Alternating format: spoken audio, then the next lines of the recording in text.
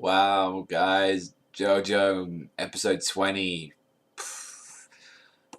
It's like such a emotional episode it was. It was like, I will, like, if you don't want to see, like, don't, like, literally, like, look at this video at all if you're, like, freaking, like, don't want to be spoiled, because I will probably end up spoiling everything about this, like, episode. I mean, I did like it at the start as well of this episode that we did get a trailer to the game and we saw some stuff with it. I mean, I've seen like some trailers before, and it's like you got this really nice limited box set, and I can't wait for the game. Like, hopefully it comes out over here. Like, I would like it if they bring out the limited edition. I would like to purchase it. Like, it's like I always wanted to like own something that has like all that stuff with it, but it'd be expensive as shit.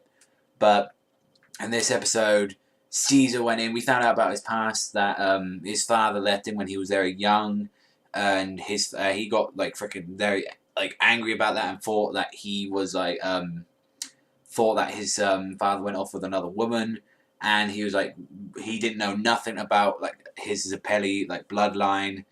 And he was like, he went to chase his father, all right. I mean, he became like a crook. Like, he used to steal people. The only thing he didn't do was kill people, I believe. Um, and he like got some information about his father. He went off to find him, and he ended up finding his Pillarmen, and he touched this diamond that the Pillarmen were at, and his father like said, "No, don't touch that," and his father didn't even recognize him, and like his father lost his father due to that, and his father didn't even recognize him. I was like, oh, that's pretty sad, like that your own father. And then he sort of became good after him telling him, say, search for Lisa, like you've got, like she'll teach you the way of like of the Zappellis. And then the whole fight with like with Caesar and Wham. Poof.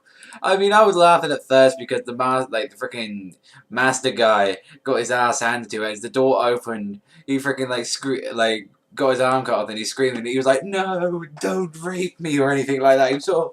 It did look like it. Sorry, it just reminded me of that scene from like Scary Movie 2, as that clown's getting dragged under bed. I don't know why, but I was laughing, and then.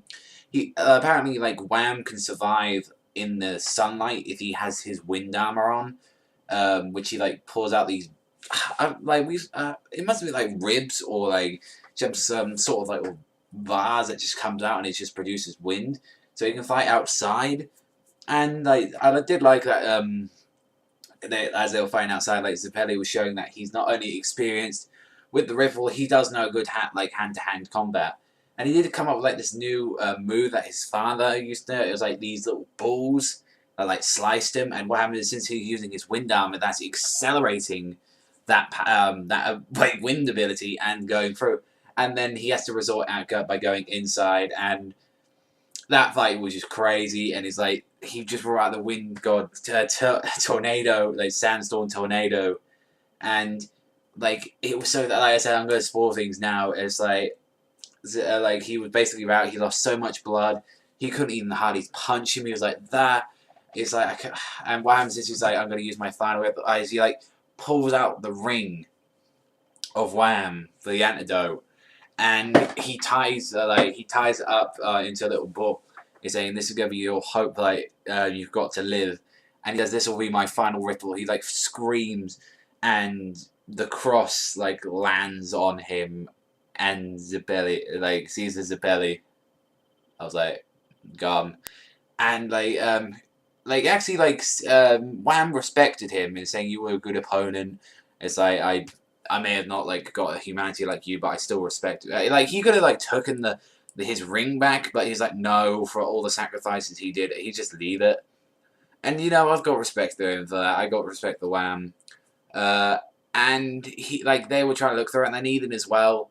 Like they heard him die, and like when they found out, like when they found out that he was under that cross, like it was shaped like a cross as well, and the opera music was playing. I was like, and like Joseph was just screaming, and Ethan as well. Like Lisa was trying to hold it in.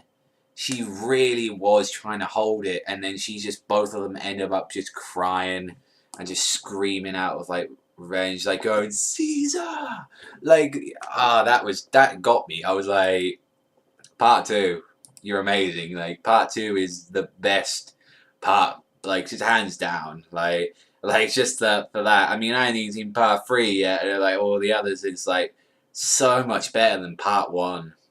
And I'm like, oh, I can't. And everyone keeps saying part three's the best. It's like I cannot wait to see more JoJo. And but apparently next week is going to be really, really, really, really, really, really, really good. So look forward to that. But yeah, Caesar Zapelli, rest in peace, man. Like rest in peace. I did warn you guys if you felt sport after that. After I told you many times, then yeah. But let me know in the comment section below what you thought about this episode. Did you think it was emotional? Was you sad? What happened to Caesar? But that's all from me, everyone. So thank you very much for watching. Remember, strap that panda, sign out, and I'll see you next time.